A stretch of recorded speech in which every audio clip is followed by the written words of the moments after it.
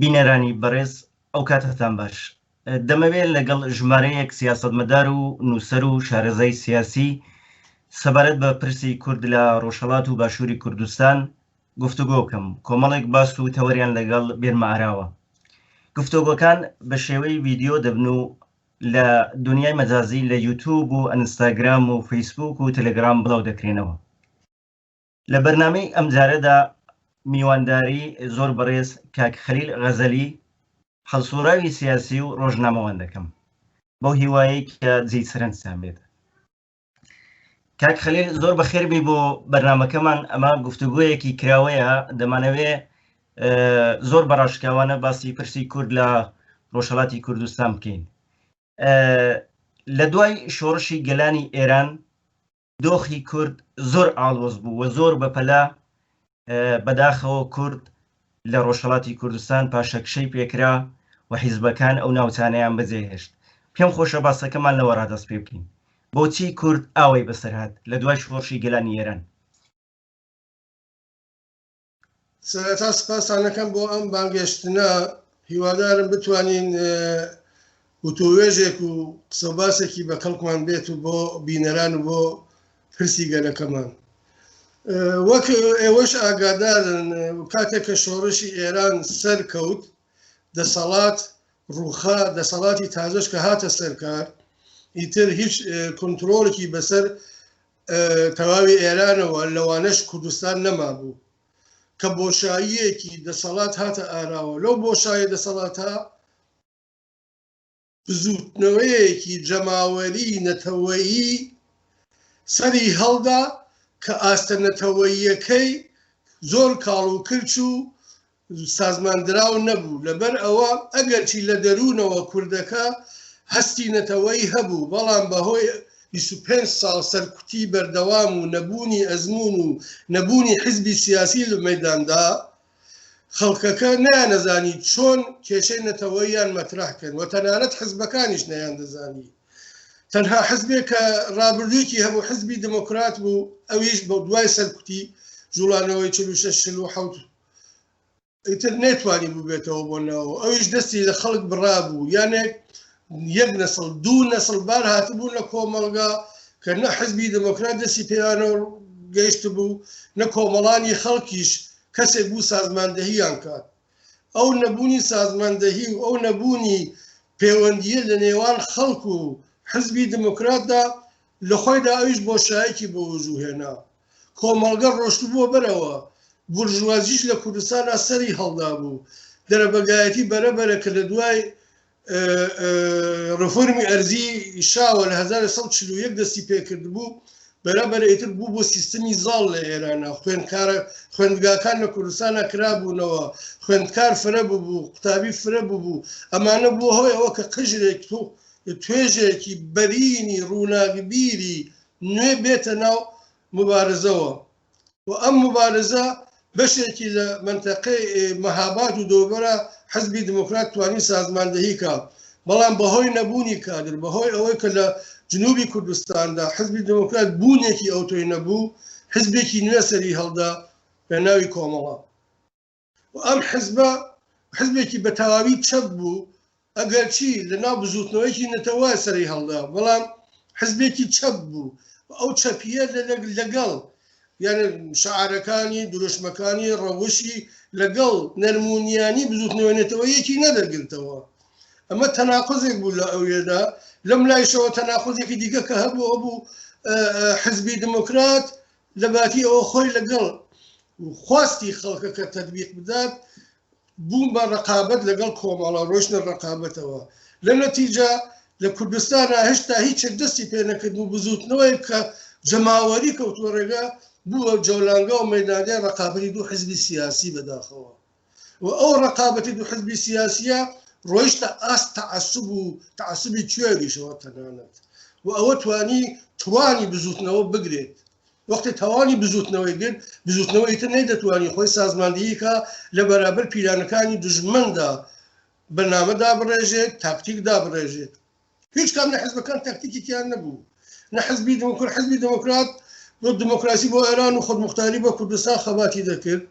شناختێکی ئەو تۆی لە بزوتنەوەی کوردیش نەبوو لە ڕاستیدا یانە کورد وەک نەتەوە بۆ مافی دیاریکردنی چارەنووس سازماندەهی ناکرا لە حزبی دموکراتەوە کۆمەڵەش لە بزوتنەوەی کورد بۆ ڕزگاری پرۆلتاریا جەهانی کەڵکی وەرەگرت یانە لەواقع بزوتنەوەی کورد بوو وە قوربانی ئەم دوو حزبە بە نەبوونی استراتیژیەکی کۆنکرێت و مشخص مافی دیاریکردنی چارەنووس بۆ نەتەوەی کورد بەڵێ کاک خەلێ باسی ئەم دوو گوتاریەت کرد لە نێو حیزبە سیاسیەکاندا و لە نێو ڕێبەرانی سیاسی کورد لە دوای شۆڕشی گەلانی ئێران باشتر بوو کە کورد بە یەک حیزب بەشداری لە پرۆسی سیاسی ئێراندا بکە لە دوای شۆڕشی گەلانی ئێران یان ئەو دوو حیزبیە دەیتوانی دەرەنجامی باشی لێ بکەوێتەوە بەڵام بەداخەوە وەک خۆتان وتان بوو بە ململانەی حیزبایەتی ئەو کاتە دەکرات چ شتێکی دیکە پێشنیان ناکرا جامعە متەکەسر بوو وەختی لە کۆمەڵگای دۆرەبەگایەتیە یەک حزب ئەتوانێت دەسەڵات بەدەستەوە بگرێت بەڵام جامعە وەختی متەسەکر ئەبێت وەختارێکان بیر و بڕوای متەفاوت و جۆر بە جۆر تێتە ناو کۆمەڵگاوە یەک حزب ناتوانێتەوەیەک یا کۆمەڵگایەک هەدایەت بکات و حتا ڕێبەری بکات و تەنانەتیش نوێنەرایەتی بکات ئەوە بوو کە بەڵام ئەگەر هەر ئەو خاڵێکە لە پێشا ئیشارەم پێکرد نەبوونی استراتیژیکی کۆنکرێت لەسەر مافی دیارکردنی چارەنووس وەختێ نەبوو سیاسەتێکی هاوبەشیان نەدەتوانی پێک بێنن ئەو بۆ کۆمونیزمی جەهانی مبارزە دەکرد و ئەمیش بۆ دموکراسی بۆ ئێران تۆجۆ فەرمووی ئەلبەتە من باوەش بڵێ من دموکراسی بۆ ئێرانەکە بە هەڵە نازانم بەڵام ئەبووە لە پاڵیە باسی خود مختاری دەکرد مافی دیاریکردنی چارەنووس محورێک وای بۆ یەکگرتنی هێزەکانی کوردی و لەو ڕێگەوە یانتوانی بەرەیەک پێک بێنن کورد هەتا بەرەیەکی نەبێت هەموو حزبەکان بە گەورە و چکۆلەوتیان نەبن کوردستان ناکەوێت هەر نمونە ئێستا تخواقی ناکە پەرانتزێک دەکەمەوە دوای ئەڕۆینە سەری باشووری کوردستان 30 ساڵە دەسەڵاتی ها بەدەستەوە لەبەر ئەوە لە بەرەیەک دانین ئێستش وەکو باڵکانیزمێک دوو عەشیرەت لە سلێمانی و لە بە سەوز و زەردەوە خەریکن ململانەی یەکەکن لە باتی ململانێ بۆ مافی نەتەوەکەیان کرد کە مافی نەتەوەی نەماوەڵبەتە لە باشوورە من دوای باسی پێکرد بەڵێ دێنە سەر باشووری کوردستانیش بەڵام بۆی دوور نەکەوینەوە لە ڕۆژهەڵاتی کوردستان بۆچی لەو سەردەمەدا حیزبی دموکراتی کوردستان و حیزبی دموکراتی کوردستانی ئێران و کۆمەڵی شۆڕجێری کوردستان ئەو سەردەمە بیریان لەوە نەدەکردەوە کە پرسی دیاریکردنی چارەنووس لەگەڵ کاربەدەستانی تاران بێن نەگۆڕێ من پێشترش باسم کرد ئاسۆیان لەسەر بزوتنەوەی کورد لاواز بوو بەداخەوە حزبی دموکرات سەرڕای ئەوە ئەزمونێکی زۆری بوو لە قازی محەممەدەوە دوایە بزوتنەوەی 46 ئەو هەموو گێرە و کێشەکە لە باشووری کوردستان خۆیان بوویان چەند ساڵ دەربەدەری بوونی کەسانێکی زانا و تێکۆشەر و تێگەیشتوو بەڵام ئاسۆیان لەسەر بزوتنەوەی کورد و بشەخەسەن لەسەر مافی دیاریکردنی چارەنووس ناتەواو بوو ئەوان مشکڵەکەی ئەوە بگە حزبی دموکرات زۆرتر بە ئێران ئەهمیەت و بایەخی ئەدا تا بە بزوتنەوەی کورد لەم لایشەوە کۆمەڵە زۆرتر بە پرۆلتاریا بایەخدا یانە لە ڕاستیدا بزوتنەوەی کورد وەسیلەیەک بوو بۆ کۆمەڵە ئەمەوە هاتن فێر کوردایەتی بوون و ئیسا ئەڵبەتە بکەوتن بۆ بارەکە دەستیان لە عەداڵەتخوازیەکەی شەڵگرتووە بڵێ پێشبینی ئەویان نەدەکرد کە ئەخۆ لە داهاتوودا ڕژیمی تازە لەسەر کار هاتووی کۆماری ئیسلامی پەلاماری کوردستان دەدات و حیزبەکان ناچار دەبن ڕۆژهەڵاتی کوردستان بەجێ بێڵن ئەوان پێشبینی ئەویان نەدەکرد دەتوانین بە جۆرێک بڵێن کە ململانەیەکی حیزبایەتی لە نێوان کۆمەڵ و حیزبی دموکراتدا دروست ببوو بۆەوەی خۆیان بەسەر کۆمەڵگەی ڕۆژهەڵاتی کوردستاندا بسەپێنن وەکو حیزبی یەکەم شتێکی ئاوە هەبوو لەو سەردەمەدا کوردستان کەوتبوو بەسەر بزوتنەوەیەکە بۆ ئەو بزوتنەوە هیچ خەباتێ نەکرابوو حزبی دموکرات و کۆمەڵش پێ هیچ خەباتێ یەکێک لە بەدبەختیهای گەلی کورد ئەوەیە حزبەکانی لە هەل ئیسفاداکەن دێن سەر گەورە ئەبنەوە دێنە مەیدانەوە خۆیان حرەکەتیان بۆ نەکردووە یانێ ئێمە هیچ هەزینەیەکمان نەدا یەکڕاق بووینمە حکوومەت لە کوردستان هەمووی کەوتە ژێر دەستمان ئەوە ناکرێت ڕەحەتیش شتێکە ڕەحەت هاتە دەستەوە ڕەحەتی لە دەستی دەدەی لەبەر ئەوە بزوتنەوەکە خەڵکەکە وەڵ ئامادەگی نیە بۆ بزوتنەوەیکی جەماوەری با منەوە عەرز بکەم بزوتنەوەی جەماوەری بزوتنەوەیەکی کاتی وەکو شەپۆلی ئاوایە ماوەیەک سەر هەڵ ئەدات بە ئامانج گەی ئەگا بە ئاماژ نەکەی کەڵوکەفەکە ئەنیشێتەوە ئەڕاتە دواوە هەر وەک دیتیشمان پاش هێرشی حکوومەت لە ساڵی 60 بۆ کوردستان بزوتنەوە شکستی خوارد و ڕێبەرەکەی مامۆستا شێعەزەدینی حسێنی سەرڕای وەفاداری و ئەمەگناسی بە خەڵک و بە ڕێباز و بە هەموو شتێکی توایەوە ئەویش بۆ حیزبەکانمانەوە لە شاخیشی تر شتێتر بوو خەباتێکی چەکداری بوو بەرەبەرە هەتا حکوومەت قودرەتی گر حیزبەکان چکۆلە بوون و زعیب بوون و ئاخری خزیراندا باشووری کوردستان. ئەگەر باسێکی ئەو هەیەتی نوێنەرایەتی کوردیش بکەن لەو سەردەمەی کە پێکات لە نێوان حیزبی دموکراتی کوردستان نوێنەرانی حیزبی دموکراتی کوردستان ئێران و کۆمەڵە و فەدایی بەڵێ نوێنەرایەتیەک پێکات کە سەرەتا بابەتێکیان گەڵاڵە کرد هەشت مادەیان دوای ئاڵوگۆڕیان تێدا کرد و هەشت مادە پەیوەندی بە هەیەت نمایندگی خەڵکی کوردەوە نییە. ئەوە هەشت مادەکە لە کۆبوونەوەی مەهابادا بوو کە ئەم کەسانە بەشدار بوون تێدا ئەم حیزبانەکە باسی دەکەن. هەشت مادەیان کە مادەی هەشتمەکەی باسی قیادە مۆقەتی کرد بوو. ئەوە شتێکی دیکە بوو کە ئەوە زۆر زووتر بوو لە باسی هەیەتی نمایندگی خەڵکی. هەیەتی نمایندگی خەڵکی کورد دوای هێرشی 28 مرداد کە کرا 28 گەلاوێژ بۆ کوردستان حیزبەکان ڕۆژنە شاخ بزوتنەوەی جەماوەری تەحمیلی کرد بە حیزبەکان. لە سنا لە شارە گەورەکاندا هەزاران و سەدان هەزار خەڵک هاتنە خیابان داوای یەکگرتوویی حیزبەکانیان کرد و ئەو شەپۆلە بەرینە جەماوەریە هەم حکوومەتی ناچار بە پاشە کشە کرد چون حکوومەت ئەو وەختەیشتا دەسەڵاتی سەقامگیر نەبوو بوو هێزێکی نظامی چەکدار و تۆقمەی وەک ئێستا نەبوو ئەو وەختە بنێ دەتوانی بەسەر کوردستانە زاڵ بێ شۆڕشی جەماوەریش سەرکورد نەکرا بوو شۆڕشی جەماوەری توانی بە پشتیوانیکردن لە مامۆستا حزبی دموکرات و کۆمەڵە و فەدایی داوایان لێ بکات کە هەیەتی نوێنەرایەتی گەلی کورد پێک بێنن کە سارمخان سادق وەزیری لە پێکهاتنی ئەو هەیئەتە دەورێکی باشی بوو زۆر دەوری مثبەتی بوو سارمخان دوایەوە کە هەیئەت پێکهات هەر سارمخان لەگەڵ چەند شارەزایتر داخوازێکی 26 مادەیان بۆ گەلی کورد نووسی پێشکەشیان کرد بە حکوومەت بەڵام حکوومەت تەنها ئەیگن خاند تەنها کاتی دەکوشت بۆ ئەوە دیسان هێز بگرێتەوە بۆ ئەوە دیسان هێرش بکاتەوە حکوومەتی ئیسلامی ئێران حکوومەتی ئیسلامیە باوەڕی بە ئومەتە باوەڕی بە نەتەوە نییە هیچ وەخت هەتا ئەو حکوومەتە با من ئەوە ڕووک و ڕاست بێڵمی هەتا حکوومەتی جمهوری ئیسلامی ئێران دەسەڵاتی بێ کورد هیچ خەڵکێک مافی نابێ هەموو ئۆمەتن ئەوان شوانن ئێمە دوو لە ڕووی گەلەکەمان و ئێوە مەڕووماڵات ئەو حکوومەتە بۆ نەوت و ێژە نەبۆ قساوێ بەڵام خوب ئێمە کارێکترمان ناتانی بکەین ئێمە لە بەرابەر دەوڵەتان نەمان دەتوانین ڕاوەستین منتەها کاتێ ئەو 26 مادەش پێشکەش کرا حکوومەت هێرشی کردەوە بێ ئەوە کەس بزانێت نوێنەرەتی خەڵکی کورد تێک چوو حزبی دموکرات بە تەنیا خۆی 6 مادەی نار بۆ بەنی سەدر و عەمەڵەن هەیەتی نوێنەرەتی خەڵکی کورد تێک چوو بۆچی تێک چوو بۆ ئەوە جەماوەر نەما لە بازاڕە لە شەقامدا وەختی جەماوەر نەما حزبەکان هاتنە دەرەوە هەم هەیەتی نوێنەرەتی گەلی کوردیان تێکدا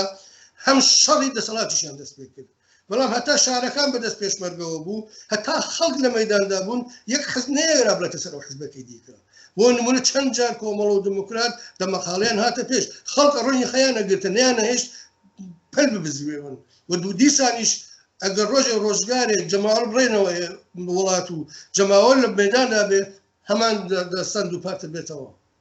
جێهێشتنی حیزبەکان لە ڕۆژهەڵاتی کوردستان دەرەنجامی زۆر خراپی لێکەوتەوە بوو کە ڕۆژهەڵاتی کوردستاندا گیر کرا بە تەواوی لەلایەن هێزەکانی کۆماری ئیسلامی واتە و شارانەی کە لەبەردەستی هێزی پێشمەرگەی حیزبەکانی ڕۆژهەڵاتدا بوو لەجێی ئەو سوپای پاسداران و ئەرتەش دامەزرا بە تەواوی و ڕۆژهەڵاتی کوردستان کەوتە دەست دەوڵەت حیزبەکان بۆچی ئەو کاریان کرد بەڕاستی ئایا نیان دەتوانی بمێننەوە و خۆراگری بکەن دەبینین مەسەلەن لە باشووری کوردستان سەردەمانێک حیزبەکان دەرکران لە باشووری کوردستان بەڵام دووبارە گەڕانەوە شوێنی خۆیان و لە شارەکانەوە بەرقەرار بوونەوە و بە جۆرێک دەتوانین بڵێن نەیانتوانی بەو ڕێژە زۆرە لە دوای 35 ساڵ 40 ساڵ نیشتمانی خۆیان بەجێ بێڵن ئێستا ساڵانێکی زۆرە کە حیزبەکان لە ڕۆژهەڵاتی کوردستان نەماون من پێم وایە ئێمە لە سەردەمێکی خراپە بزوتنەوەکەمان سەری هەڵدا بزوتنەوەی ڕزگاری خوازی نەتەوەیی دەورانی شەڕی چەکداری نەماوە لەبەر ئەوە تەکنۆلۆژی پێشکەوتی کردووە شەڕی نەفەر نییە ئیتر شەڕی تەکنۆلۆژیە شەڕی تیارە و تۆپە شەڕی بۆمبارانە تەوەجۆ فەرمونون بەخاتر ئەوە تۆ ئەگەر تازە بە تعدادیش بێ ئێمە بزوتنەوەکەمان کە ئەگەر چی بە سەدان هەزار و ملیۆن لە بزوتنەوە جەماوەریە بەشدار بوون بەڵام کاتێک بووە شەڕی چەکداری هیچ وەخت نەبووینە 20,000 کەس تەوەجۆ فەرمووی لەبەر ئەوە دەوری نەما بوو ئێمەش نەمان دەزانی لە واقعدا چۆن خەڵک ڕۆڵەی خۆی بە قوش نادا بەدەسەر هیچ خەڵ ڕۆڵەی خۆی تێرێتە مەدان بۆ دەستکەوتی هەبێ و دەرکەوت کە خەباتی چەکداری ئاکامی نابێ لەبەرەوە ئەوەڵەن ئێمە تۆپ و تانگ و تیارەمان نییە ناوچە ڕزگارکراوە بەدەستمانەوە نامێنێ دوای ئەوە توانایی چەک و تەقەمەنی کلاشینکۆفی ئێمە دەرەکەت هەلیکۆپتەر و تۆپی 105 و فانتۆمی F-16 نایێت ئەوەیە کە مەجبوریت ئینسان گیانە گۆشتە خۆ ناداتە بەرکوشتنەوە ئەوەیە کە شکستمان خوارد هاتی نەملا باشووری شکستی خوارد دۆرانی مەلام سەفا و شەوڵشی ئەیلول شتێکی تر بوو زووتنەوەیەکی جەماوەری بوو 120,000 چەکداری بوو دوایەوە بەشێکی زۆر کوردستانی بەدەستە بوو حکوومەتی زۆر لاواز بوو بەڵام ئیتر لە ساڵەکانی 60 بەرەو ژوورەوە یانە پێشرەفتی تەکنۆلۆژی دێتە ئاراوە زووتنەوەی چەکداری ئیتر محلێک لە عێراقی نییە یانە توانای بربەرەکان مەگەر ئەوەی توش وەک دەوڵەت هەڵسوکەوتکەی فڕۆکەخانەت بێ فڕۆکەت بێت هەلیکۆپتەرت بێت تۆپوتان و شەڕی جبهەیەکی مشەخەص و دوو دەوڵەتی بکەیت غیری ئەوە ئیمکانی نییە ئیتر جا بۆیە من پێم وایە هەم باشووری شکستی خوارد باشووریش تاقیان نەما من خۆم کاتە لە پێشمەرگە بووم لە کوردستان نبووم هەموو شوێنێکیان لێیان گرتەوە هەموو ڕۆیشن لە سەقز و ئەملاوەلا خەریکی ژیانی خۆیان بوون هەتا ڕاپەڕین کرا ئەوە ئینشاتەوە کۆتە مل ئەم دەستکەوتە وا هەیە بۆیان و لۆ لە سری ئەگەر ئیمکان بوو قسە دەکەین بەڵێ دوایەوەی کە حیزبەکان ڕۆژهەڵاتی کوردستانیان بەجێهێشت ڕۆیان لە ناوچەکانی سنووری نێوان باشووری کوردستان و ڕۆژهەڵاتی کوردستان کرد حیزبی دموکرات بە ڕسمی لە قەندیل جێگیر بوو ئەو سەردەمێکی حیزبی دموکرات لە قەندیل جێگیر بوو بە سەردەمی شۆڕش و بە سەردەمی خۆراگری و بە سەردەمێکی زێڕینی حیزبی دموکرات ناو دەبردرێ ئێوە چۆن پێناسی ئەو سەردەمە دەکەن چ بۆ حیزبی دموکراتی کوردستان و چ بۆ کۆمەڵەش من ئەو دەمە پێم بە شانازیەوە پشتیوانی لێ یەکەم دفاعیشی لێ دەکەم من دەڵێم توانای نەبوو شکستی مەحتوم بوو تۆجۆ فەرمون ئەو بۆ مانا نییە خۆ نابوو خەڵکی کورد تازە ئێمە کەوتبووینە سەریدا خۆ ناکرا هەموو تەسلیم بنیتر تۆجۆ فەرمون حکوومەت هێرشی هێنابوو خۆڕاگری و دفاعی جانانەش کرا زووتنەوەی جەماوەری شکستی خوارد ئەگەر زووتنەوەی جەماوەری تێک نەشکا بای ئەگەر حکوومەت دەڕەندەی حکوومەت لە ئاستی خەڵک و لە ئاستی ئێمەدا باوەڕکە ئەنازەی نییە و زمان نییە من وشەم نییە بۆ دەربڕینی جەنایەت پیشەگی و قاتڵی حکوومەتی ئێران لە توولی بەشەری تاریخی بەشەریەتدا لە هەر سوورەتە بەڵام ئەو دفاع زۆر دفاعی باش بوو قابل دفاع ئەبێ پشتیبانیشی لێ بکرێ ئەوەی کە تێکشکا حقیقەتێک بوو ئێمە تووشی هاتی کاک خەلیل هەر لەو سەردەمەدا کۆماری ئیسلامی دەستی بە تیرۆری نێودەوڵەتی کردووە بەشی هەرە زۆری ڕێبەرانی کوردی لە دەرەوەی وڵات تیرۆر کرد کۆماری ئیسلامی مەبەستی هەبوو لە تیرۆرکردنی ڕێبەرانی کورد دەیویست بزوتنەوەی کورد لاوەست بکە دەتوانین بڵێن تاڕادەیەکی زۆری شتوانی چونکە ئێمە دەبینین لە دوای تیرۆرکردنی ڕێبەرانی حیزبی دموکراتی کوردستان ئەو ڕێبەرانە لە ناو حیزبی دموکراتدا دەرنەکەوتنەوە دەکرێت سەبارەت بۆ تیرۆرانش ڕای خۆتان دەربڕن بەڵێ زۆر ئاساییە حکوومەتی ئێران حکوومەتی تەرۆرە حکوومەتی کوشت و کوشتارە بەڵام یەک شتیشی هەیە حکوومەتی ئێران نەهادهای ئەمنیەتی پەروەردەکراون بە یەک شتی دروست بۆ خۆیان و بە قازانی خۆیان گەیشتوون لە ناو ئێراندا سازماندەهی نابێ بمێنێت و ئینسانی سازمانگەر نابێ بمێنێت حکوومەت هەر کەسی ترۆر کردووە ئەگەر بڕۆن مێژووی ئەو کەسە چاو لێ بکەن کەسێکی سازمانگەر بووە هەدایەت کنەندە بووە چ کورد بوو بێت چه فارس بوو بێ یا لە خەڵکانی دیکە حکوومەت باشی دەزانی کە لە ئێران ئەو کاراکات تایسەت سەدان کەسی کوشتووە ترۆری کردووە لە کوردستانیشە باشی ئەزانی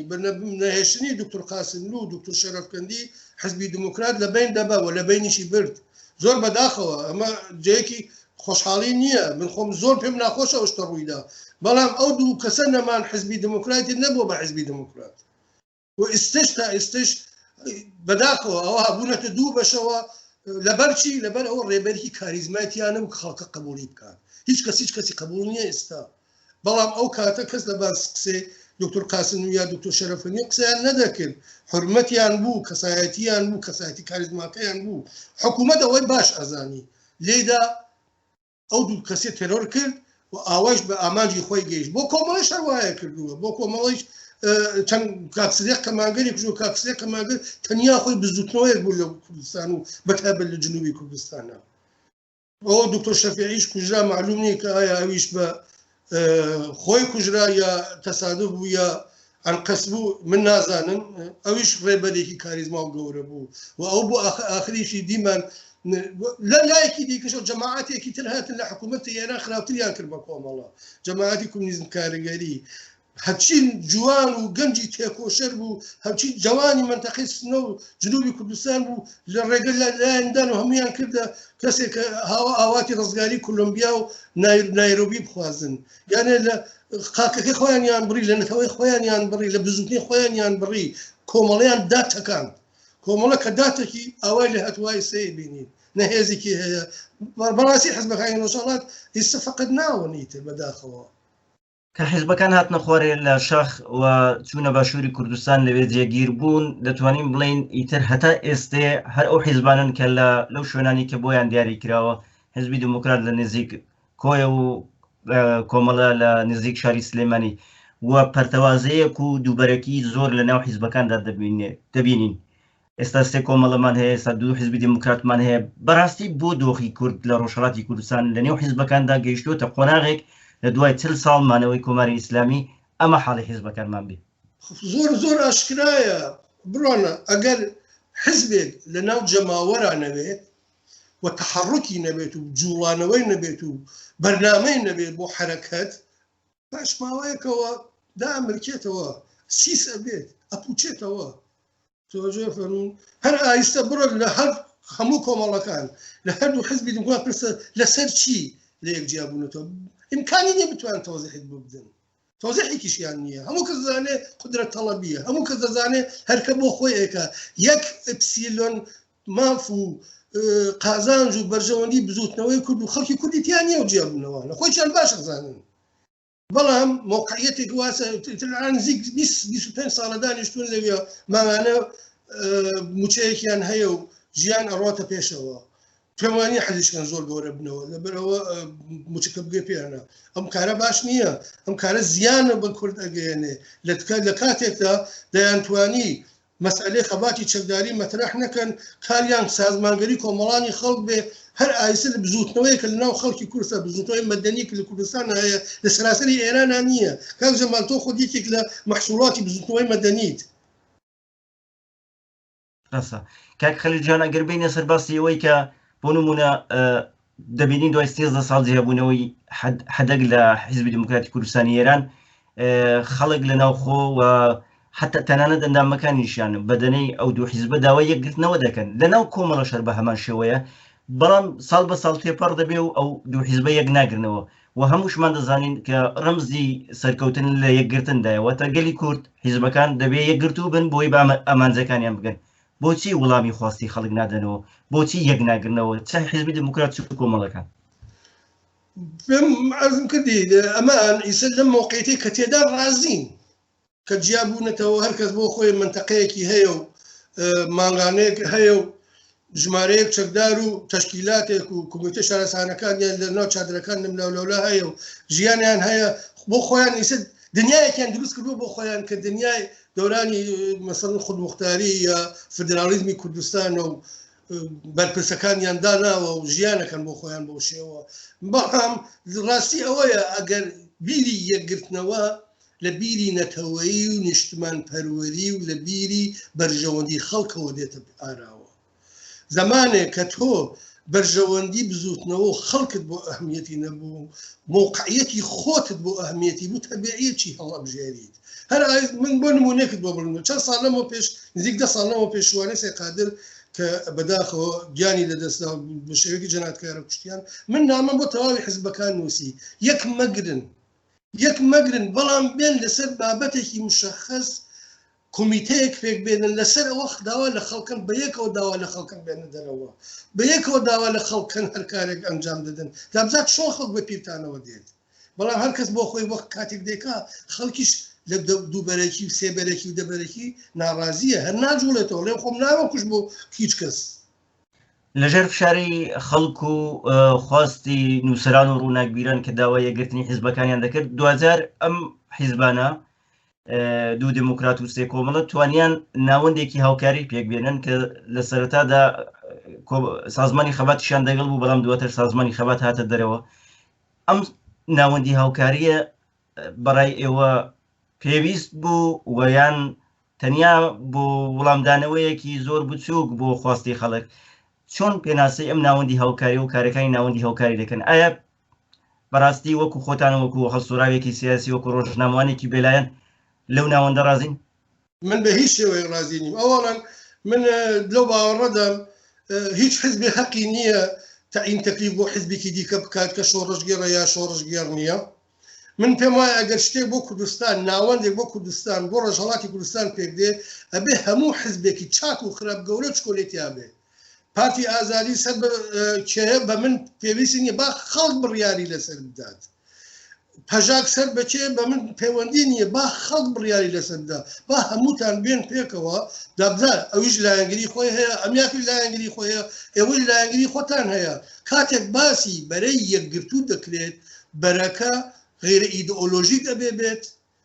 فەراحزبی ئەبێ بێت تۆجۆ فەرمووی کاتێک کە فەراحزبی بوو یانێ هەر کەس بۆ کورد خەباتەکە بۆ ڕۆژهەڵاتی کوردستان ئەبێ بە گەورە بچکۆلەوە تێدا بەشدار بن ئەوەی وا زۆرترە تەبیعیە تاثیر گوزارترە بێت لە سیاسەتەکاندا ئەوەی وا کەمترە کەمتر تاثیری دەبێت بەڵام کاتێ هەموو پێکەوە بن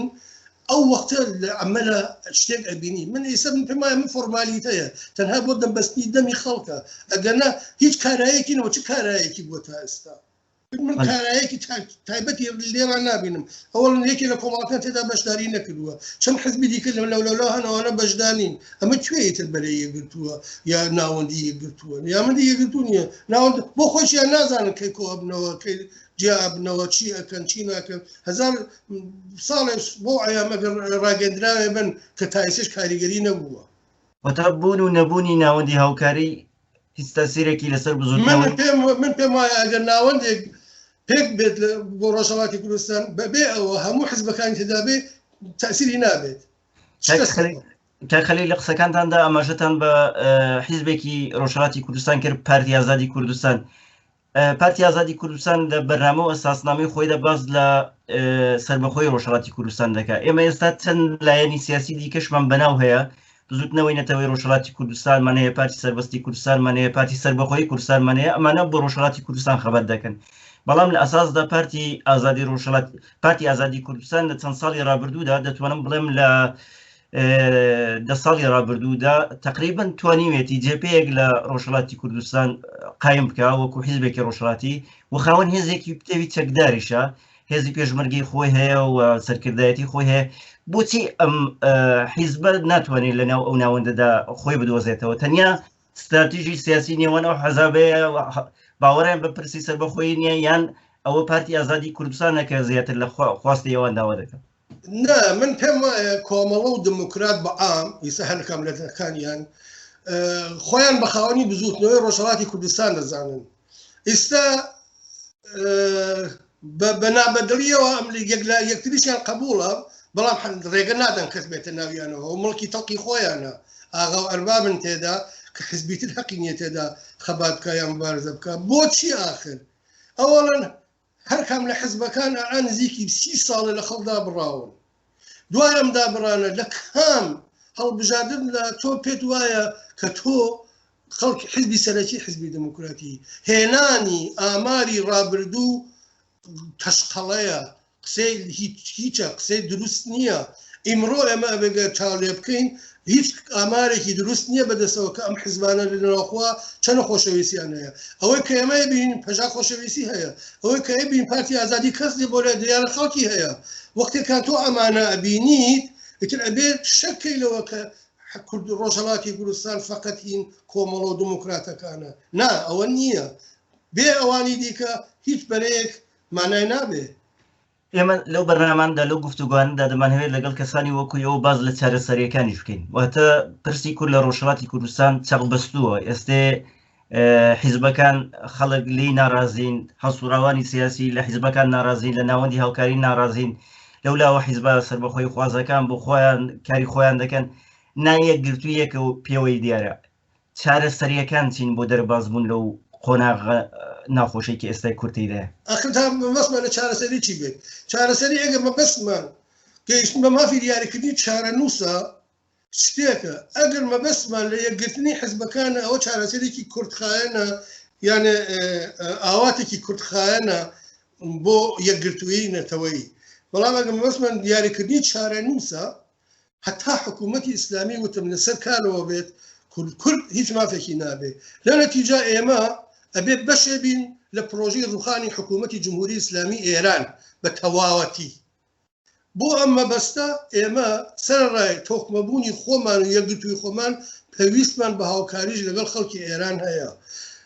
بە یەک شتیش بڵێم حکوومەتی ئێران لە ڕاپەڕینێکی سەراسەری ئێرانی و بەتا بە تارانە ئاڕوخێ هەر ڕاپەڕینێکە سەراسەری وەختی هەبدا ئەبێتە چەکدارانە کورد بۆ ئەوە ئەزمموی چاکی هەیە تەوەجۆ فەرمووی لە ڕاپەڕینی چەکدارانەدا حکوومەت ئەگەر بڕوخێت پێویستیان بە کووردە ئێمە ئەبێت استراتیژی ئەوە داڕێژین لەناو سازمانگەریەکانمان بۆ بکەین کە خەڵک ئامادە بن هەر ئێستا خەڵک بۆ خۆی خەریکن لە ناوەندە مەدەنیەکانە خۆی سازماندەییەکە پوشش بە خۆی بۆ سازماندەیی خۆی بە هەزار شێوە بەڵام حزبەکان نایکەن ئەو کارە تقریبا هەر 10 ساڵ جارێک لە ئێران ڕووداوی گەورە ڕوودەدا لە سەراسەری دنیا وایە بڵێ بۆچی حیزبەکان نەیانتوانیوە ئەو دەرفەتانە بقۆزنەوە تێکەڵ بە بزوتنەوەی سەراسەری ئێران بن من پێم ئێمە لە دووفاقیە ئەژین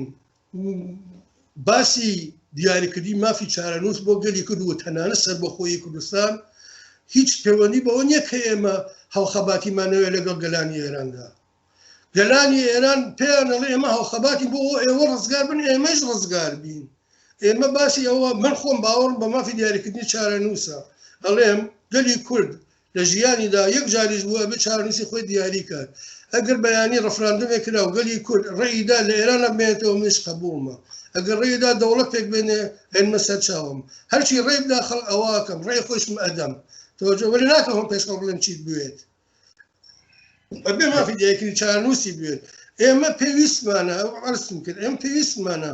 زمنی ئەوەی کە خەبات بۆ مافی دیاریکردنی چارەنووس دەکەین هاوخەباتیشمان بێت لەگەڵ گەلانی ئێران ئێمە تەجروبەی حکومڕانی حیزبەکانی باشووری کوردستانمان هەیە پارتی و یەکێتی لە باشووری کوردستان لە دوای ڕاپەڕینەوە کە ئاماژەتان پێکرد هەتا ئێستا تقریبنەوە بۆ 30 ساڵ دەچێت کە ئەوانە باشووری کوردستان بڕێوە دەبن باش یان خراپ ئەوان حکومڕانی باشووری کوردستانن ئایا پارتی و یەکێتی دەبنە ئولگو بۆ حیزبی دموکرات و کۆمەڵە لە داهاتوی ڕۆژهەڵاتی کوردستان من بەداخەوە ئەزمموی باشووری کوردستان بە شکست خواردوو ئەزانم و پێم وایە نە پارتی و نە یەکێتی هیچیان باوەڕیان بەخۆیان نییە هیچتا چاوەڕوان ڕۆژە هەڵبێن و بڕۆنەوە بۆ شاخ هیچتا باوەڕیان نییە کە کورد نەتەوەیە و دانیشتوون تەنیا کاری بازرگانیان کردووە ژێربەناو ساختاری ئابووری و ژێربەنای کوردستانیان وێران کردووە هەمویان کردووە بە تەجارەت و خەڵکێکی چاودەدەستیان بارهێناوە لە نەتیجا هەر ئێستا من ئەڵێم مافی دیاریکردنی چارەنووس بەداخەوە لە باشووری کوردستان شکستی خوارد و خەڵکە کەش لە مافی نەتەوەی خۆیان چاوپۆشیان کردووە ئەسەن لەبیریان چۆتەوە خەڵکی تر بێزار بووە لە کوردبوون و لە مافی نەتەوەی ئیمکانی نییە ئەوانە تازە بتوانن ستاتوسێکی ئینسانی کە شیاوی ئینسانێکی ئیمڕۆژی بیتێک بێنن وەختە پێکرد نهێنا دەرگیرەبی لەگەڵ خەڵکەکەت هەندێک باز لەوە دەکەن کە ناوچەکە زۆر استراتیژیە دەوروبەر دوژمنە لەولا تورکیە لەولا ئێرانە لەولا عەرەبەکانن شەڕ لە سووریە هەیە ئەمریکا لە ناوچەکە حزوری هەیە تورکیە گوشاری زۆر دێنێ یعنی شتەکان دەبستنەوە بە ڕووداوەکانی دەوروبەر ئێوە باسی ئەوەتان کرد کە خودی پارتی و یەکێتی وەکو دوو حیزبی کار بەدەست لە باشووری کوردستان نەیانتوانیوە ئەو بابەتە نەتەوەیە لە باشووری کوردستان بۆ ڕژێنن لە 2017دا پرسی سەربەخۆی ڕفراندوم بۆ سەربەخۆیی لە باشووری کوردستان بڕێوە چوو و پشتیوانیەکی برینی هەر چوار پارتی کوردستانی لێکرا ئێمە بینیمان کە لە دەرەوە بەداخەوە زلهێزەکان وڵاتانی گەورە پشتیوانیان لە ریفراندۆمەکە نەکرد. هەفتەیەک دواتر ریفراندۆمێکی دیکە لە دڵی ئوروپا لە ئیسپانیا بۆ سەربەخۆی کاتالۆنیا بەڕێوە چوو. ئەوانیش نەیانتوانی ئەم سەربەخۆیی ڕابگەێنن. پێم خۆشە بەراوردێکی نێوان ئەم دوو بەشە بکەن، ئەم دوو وڵاتە بکەن و خواستی سەربەخۆی لە لای گەلی کورد لە باشووری کوردستانیش باس بکەن. من یەکشدا ئەرز بکەم مەسئلەی ڕۆژهەڵاتی باشووری کوردستان و ئەو شتانەی کە باستان کرد خاڵێکی زۆر گرنگی کە بەلای منەوە گرنگی هەیە ئەوەیە کە پارتی و یەکێتی لە سیاسەتە نەیانتوانی سەرکەوتوو بن. پارتی و یەکێتی پێیان وابوو خۆبەستنەوە بە ئێران و تورکیەوە ئەیان پارێزێ لە کاتێکدا ئەوە زۆرتر ژێربنی پێیانی بنکۆڵ کرد، زۆرتر بەرەو داڕمان و ڕوخان بردیانی. پارتی و یەکێتی نەیانتوانی لە گەمەی سیاسی جەهانی کەڵکوەربگرن. پارتی و یەکێتی وەختی دەسەڵاتیان بوو ئەمریکا کاتێک لە عێراقا لەژێر فشار و زەختی منطقەیشی ئەو عەرەب و ئەملا ئەولا بوو ئەیانتوانی سیاست بکەن و بیکەن جێگەی خوا بکەن جێگەی ئەمریکا. بەڵام چون قاسم سلێمانیان نەجاتەدا لەگرتنی ئەمریکا. خۆ تەبیعیە وەختی تۆ وادەکەی ئەمریکای اعتمادت پێ ناکا، وەختی اعتمادی پێت نەکردی، وەختی باسی مافی چارە نووسەکەی نایەڵێ سەرکەوی. تەبیعیە لە بازی جەهانیە لە کایە جەهانیە تۆ ناتوانی ملک تۆکەیت و قیتۆکەیت و بڵێ من تەنیا خۆم شەولک و دەوڵەکەم لەگرا حکوومەت ئەمەڕێگەوە.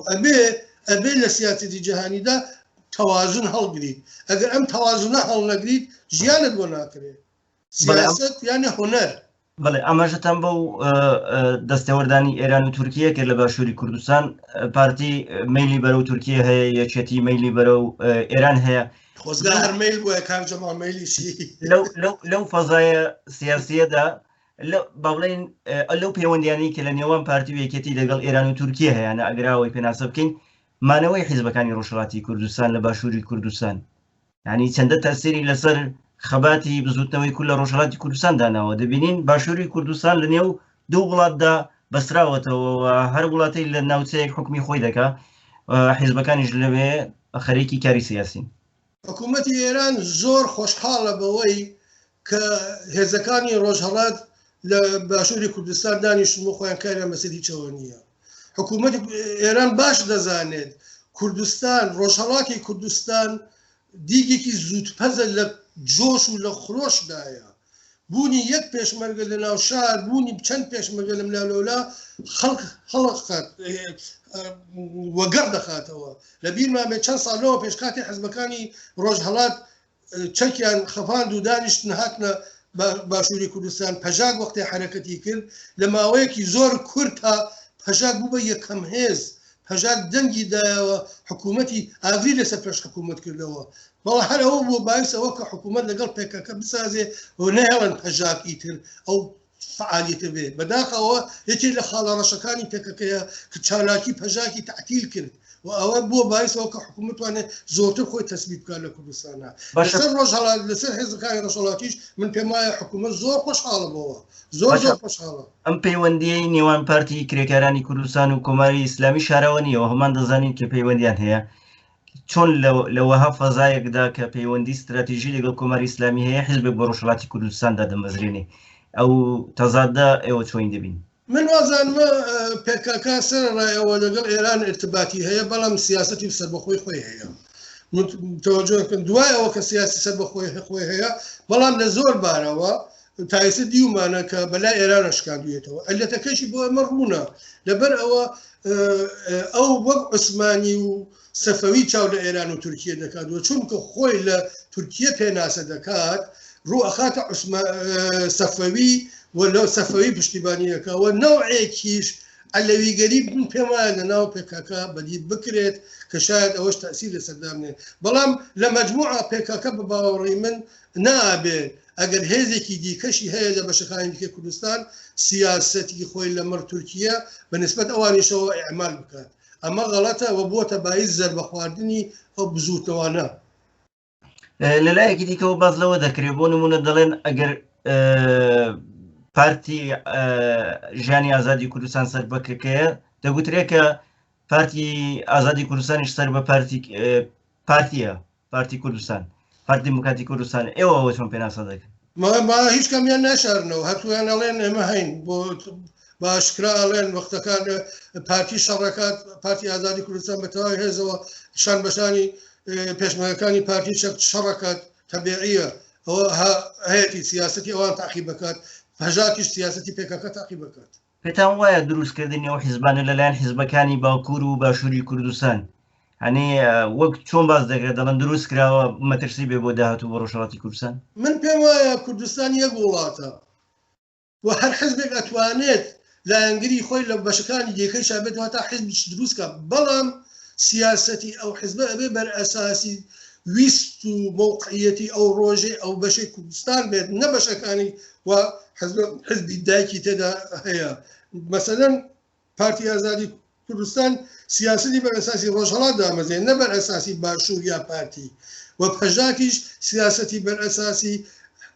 ڕۆژهەڵاتی کوردستان بێت دامەزێنەوە ئەبێ سەربەخۆیی بڕیار و کردەوەیان هەبێ هەر حزبێک سەربەخۆیی بڕیار و کردەوەی نەبوویتر حزب نییە. بەڵێ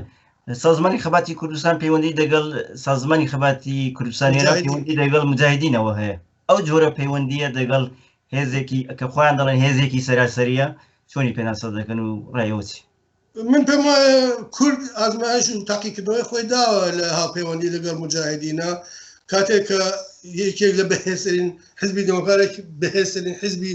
ڕۆژهەڵاتی کوردستان بۆ ڕۆیشتە شورای ملی مقاومەتەوە بەڵام شورای ملی مقاومەت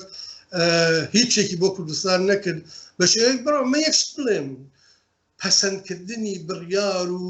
دروشم و ئەم شتانە وەختێ بێتە سەرمایە کردەوە هیچێک ناهێنێ. ئەلان ئەگەر چاو لە یاسای بنەڕەتی کۆماری ئیسلامی بکە هیچ کەسەقی نییە زیندانی شکنجە بکات هیچ کەسەقی نییە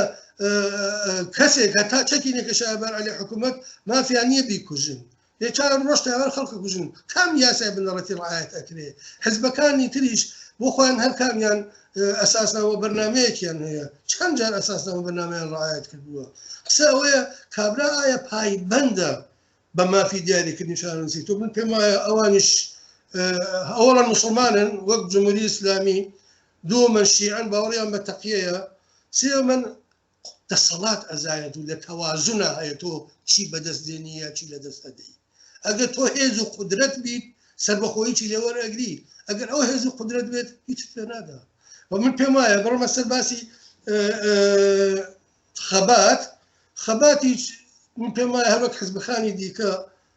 لە بێعەمەلیە شتێکی دیوەتەوە چوەتە لایەن ئەگەرنا هیچ تەسیرێکی لە فعالیت و تێکۆشانیاندا نەبووە تەنیا وەک سەمبول لە کۆبوونەوەکانیە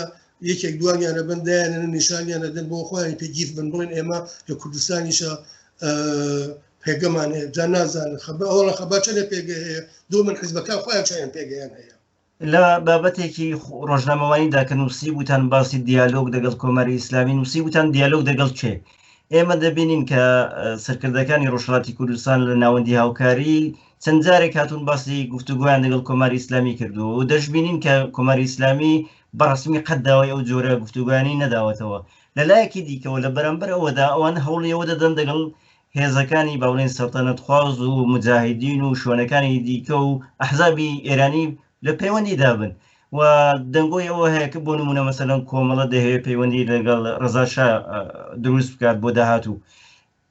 ئەم تەزادە ئەوە ئەم جۆرە خەباتکردنە و ئەم جۆرە سیاسەتکردنە لەلایەک گفتوگۆکردن لەگەڵ کۆماری ئیسلامی لەلایەک قسەکردن لەگەڵ ئۆپۆزیسیۆنی سەراسەری ئێوە چۆن دەبین ئەو بابەت من پێم وایە هەمیشە حاصلی ئەو بێکاریە 30 ساڵ بێکاری دانیشتنەیە گینا هیچ مابازاکی عەمەڵی نییە مەسەڵەن تۆ کوڕی شا خۆی چی ئەتانێ بکە سەڵتەنەت لە ئێرانە ڕۆی تۆجۆ فەرمووی ئەمە ئەجوڵنەوە یانەوەی کەسایەتی بە خۆیان دروستکەن ئەگەر لە حاڵێکە کەسایەتی بە شێوەی دەستکرد و تەسەنوعی دروست نابێت کەسایەتی لە وزاتی ئینساندایە و لە فعالیەتیدا دروست دەبێت وەختێک فعالیەتێک نییە تۆ هەر بڕۆی لەگەڵ ئەم و لەگەڵ کێ دانیشن هەمووی ئەوانەوە دانیشن لەگەڵ وەکو خۆیان بێعەمەلن وەکو خۆیان بێکارن بە شوێنێکە ئەگەڕن کە بەخێویان کە لە واقعدا ئێمە ئۆپۆزیسیۆنێکی تۆکمە و بەهێزمان نییە تا تۆ بڕی لەسەر پرسی کورد لەگەڵیان قسە بکەی. من قەڵتان پێدەم حکوومەتی ئێران ئەگەریش بڕوخێت تەنیا بە ڕاپەڕینی چەکدارانەی جەماوەری خەڵق ئەڕوخێت و هیچ حزبێک لەوانە دەسەڵات بەدەستەوە ناگرێت. بەڵێ ئێوە سەردەمانێک کە کاری سیاسیتان دەکرد ماوەیەکی زۆریش کاری ڕۆژنامەوانیتان دەکرد و بەرپرسی ماڵپەڕێک بوون بەناوی ماڵپەڕی هەڵوێست کە لە لای ڕۆژنامەوان ناسراوە. وەکو ڕۆژنامەوانێکی بەلایەن دۆخی میدیای کوردی لە ڕۆژهەڵاتی کوردستان لە نێو حیزبەکانی ڕۆژهەڵاتی کوردستان چۆن هەڵدەسەنگێن و ڕای خۆتان لەوبارەوە دەربوو؟ بەختەوەرانە ئێستا ئێمە لە سەردەمێکە ژیانەکەین کە ڕاگەیەنەر و جەهانی ڕاگەیەنەری تەقیوەتەوە ئیتر بە تاپۆ نەماوە لە ئەختیاری یەک دوو حیزب و دەوڵەتێکدا. ئیمڕۆ هەر شارومەندێک بۆ خۆی ڕۆژنامەوانێکە بۆ خۆی ڕاگەیەنەرێکە. هەر بۆ نمونە من بۆ خۆم لەگەڵ چەند هاوڕێ یەک ڕاگەیەنەرماندانە 15 ساڵ بەڕێوەمانە برد بێ ئەوە محتاجی هیچ کەس بین هەزینەیەکی زۆریشی نەبوو بۆمان منەتیشمان بە هیچ کەس نەبوو لەبەر ئەوە بڕیاری خۆمان ئەدا لەباری مادیە و بە کەسێکەوە نەبەسرا بووینەوە تا این سیاستمان بۆ بکە. با من یەکشت عەرز کەم ئەوەی کە نانی من ئەدات سیاسەتیشم بۆ تەعیین دەکات. جا حزبی سیاسی بم، ڕۆژنامەوان بم، چالاکی سیاسی بم یا هەرچی بم، من هەتا سەربەخۆ نەبم لەباری مادی و اقتصادیەوە ئیدعای سەربەخۆی و خەباتی سەربەخۆکردنەکەم ئەڕواتە ژێر پرسیارەوە. من پێم وایە لە جەهانی مەجازی ئیمڕۆ دنیایەکی بەرینمان هەیە، دنیا زۆر گۆڕراوە. هەر ئەوەیە کە ئیمڕۆ ئەبینین ئینقلابهای مەخمەڵی یەکێک لە دەستکەوتەکانی دنیای ئێمڕۆیە. بوونی ناوەندهای جەماوەری بەهێز کە حکوومەتی ڕەشی جمهوری ئیسلامی زۆر جار ناچار بە پاشەکشاکەن دەستکەوتەکانی جەهانی مەجازی ئیمڕۆیە. بەڵام بەداخەوە ئەو هەموو شتە باشە لایەنە باشە هەیە لایەنی نگاتیڤیشی هەیە. بەداخەوە دنیایکی بێسەرۆبەرە هاتوتە ناو دنیای مەجازیەوە هەم لەلایەن حزبەکان و هەم لەلایەن کۆمەڵانی خەڵک و تاکەوە و نوعی بێ پرینسیپی غەڵەبەی پیا کردووە لە ناو جیهانی مەجازیدا جواب نەدانەوە مەسئولیت بە عەهدە نەگرتن ئەمانە کار ڕۆژنامەوانیشی دژوار کردووە. سەخت ئەتوانی تۆ ڕاگەیەنەرێکی بە دەربەس و ئەروەخۆگر بدۆزیتەوە کە دڵت پێ خۆش بێت و بتوانیت کاری لەگەڵ بکەیت. باسی ڕاگەیاندنی حیزبیش بکەن. ڕاگەیاندنی حیزبی لە چ خۆناغێکدا ئێستەوە لە ڕاگەیانی حزبی حزبیە ئیتر یانێ ئەوە خۆ نان لە بەرژەوەندی من و خەباتی جەماوەری و یا ئەگە خەباتی جەماوەریشە بۆ خۆیانە. یەکێک لە خراپیەکانی ڕاگەیەنەری حزبی ئەوەیە کە لەبەر بێ بەرنامەیی هیچیان نییە باسی بکەن.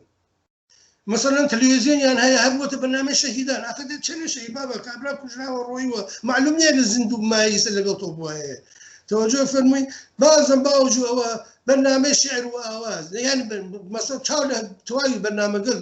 تلویزیۆنیان کە یەک دانە بەرنامەیان نییە کە ئینسان فێری شتێکە. مەسەلەن ئەگەر بیاوتە بۆ ناوەندێکیاندا بنیایە کە کاری جەماوەری چۆن ئەکرێت، کاری جەماوەری چۆن ئەبێ